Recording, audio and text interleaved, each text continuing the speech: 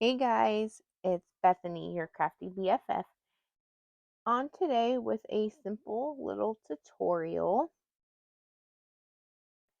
Have you ever seen this project floating around in the crafty world on Instagram or YouTube or whatever?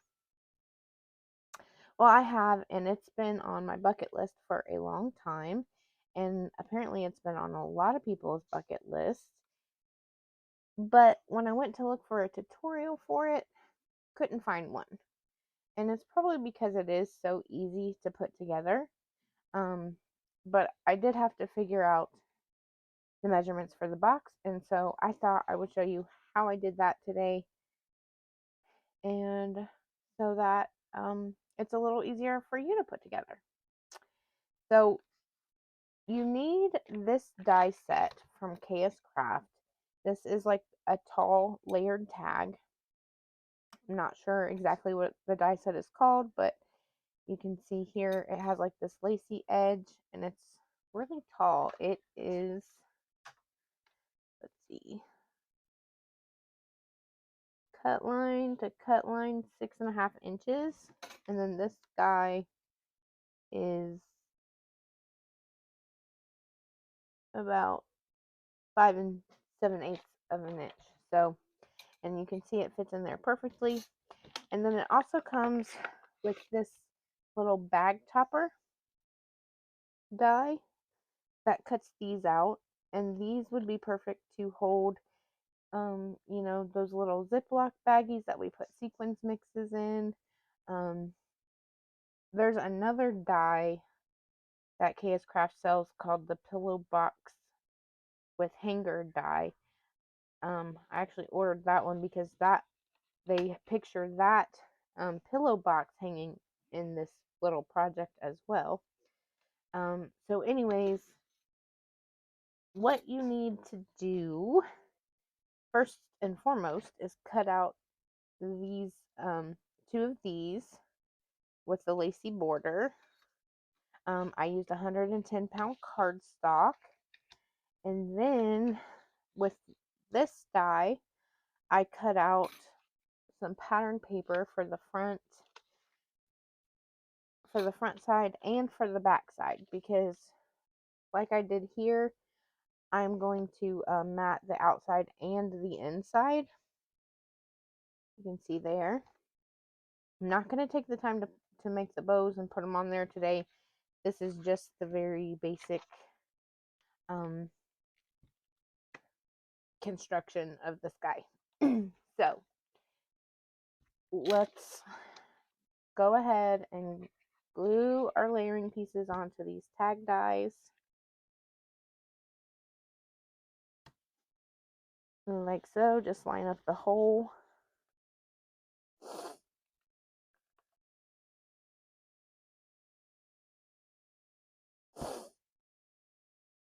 This really is a quick and simple project, and I can't believe I've put it off for so long. So then on the other side of this die, I'm gonna layer this pattern paper on the other side of this tag, I should say.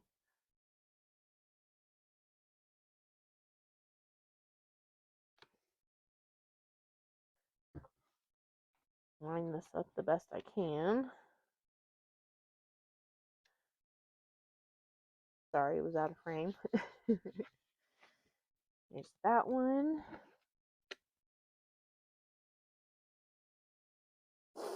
And then this one. Okay, so then you have your two really solid pieces, end pieces for your little contraption.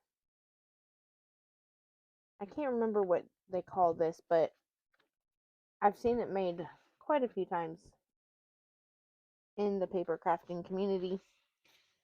So for your box, you're going to need a piece of, I recommend 110-pound cardstock.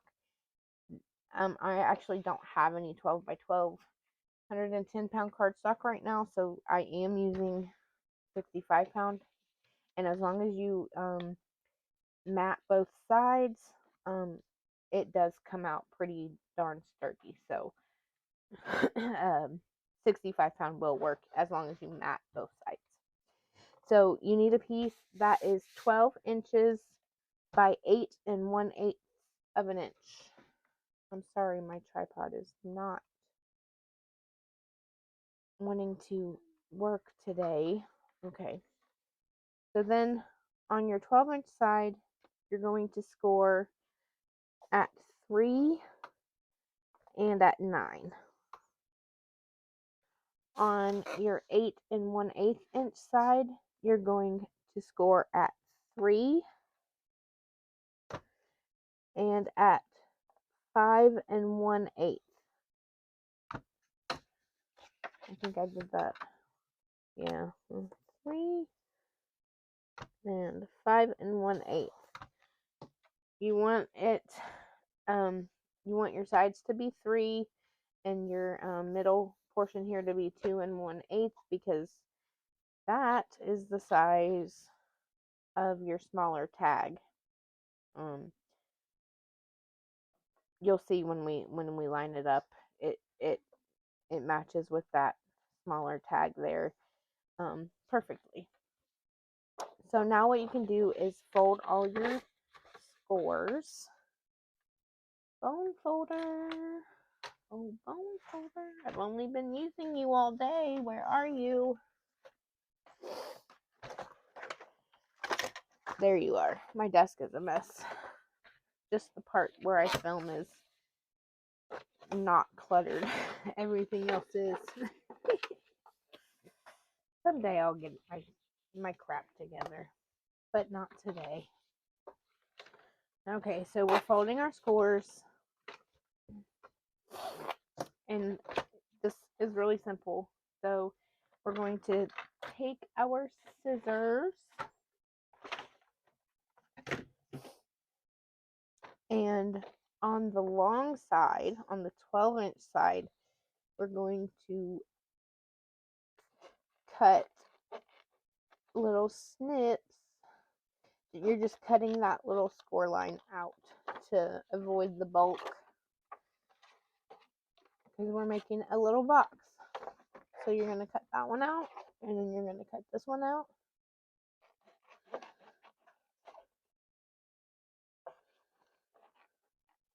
Just a little slice.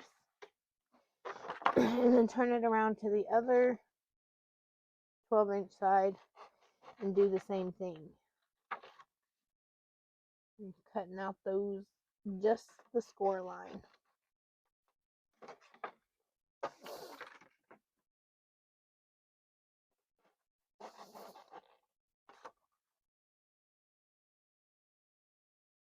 Ooh, that was a little too far over. That's okay. It'll still work. Okay, so then you should have this thingamabob, and all we're going to do is this. And fold up the ends and put them onto the long side.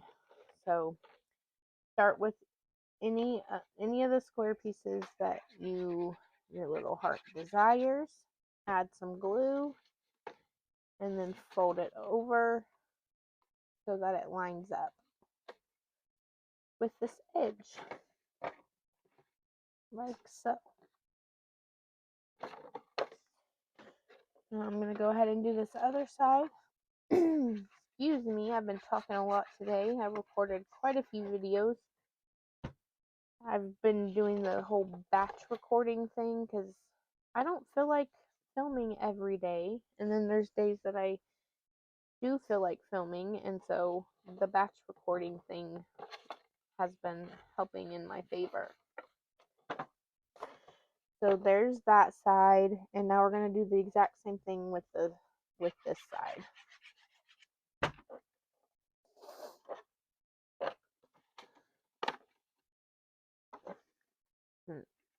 Add glue to that big old tab. Sorry, my computer is not happy that there's stuff piled on top of it.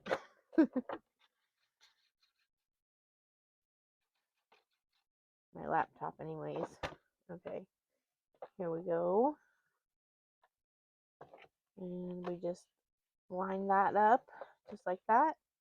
And we have a box.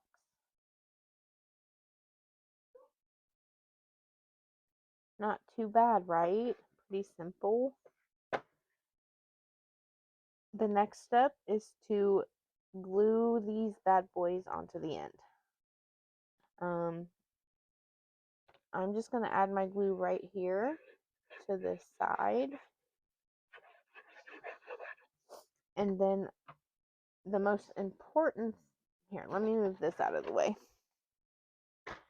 The most important part, I think, is to make sure that your bottom edge, your bottom lacy edges line up exactly with that straight line, because that straight line is where your box is going to sit.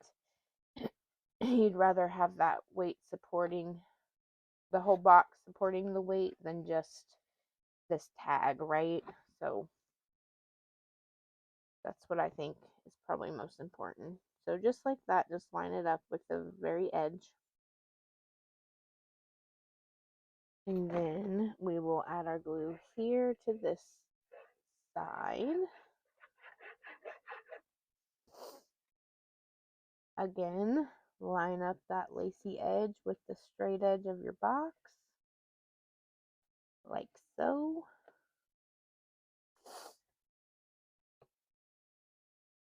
And then just press from the other side. So there you see you have the makings of your box. Now I did go ahead and cut out my matting layers. Just so you know, this is 5 7/8 by 2 7/8. So I will go ahead and add these layers with you.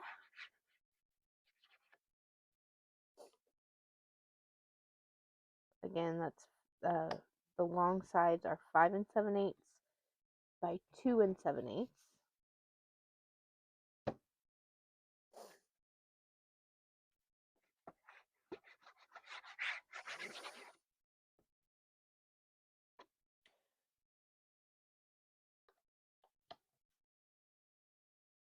And there's this side.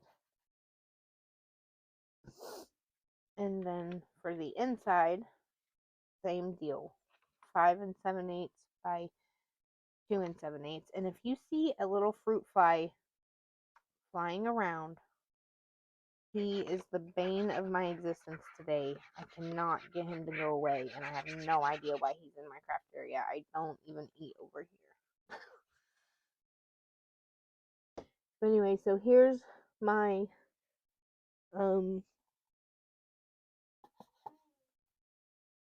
I just swatted him away. Here's the inside. Again, just for good measure, 5 7/8 by 2 7/8 for these pieces.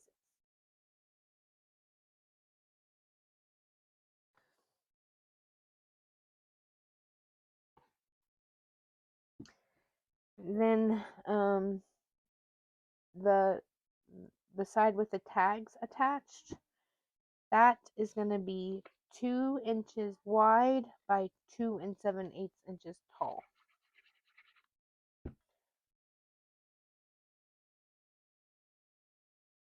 Just slide him in there, so.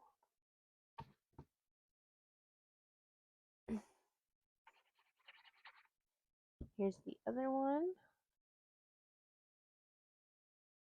I even took the time to cut out a bottom matting layer. This one's 2 inches by 5 7/8 of an inch.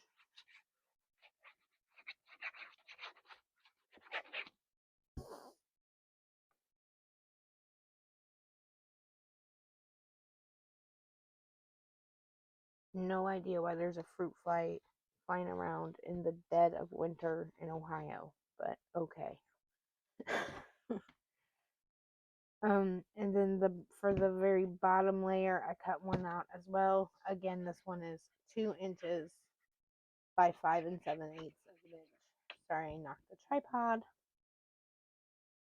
I'm gonna put this guy here.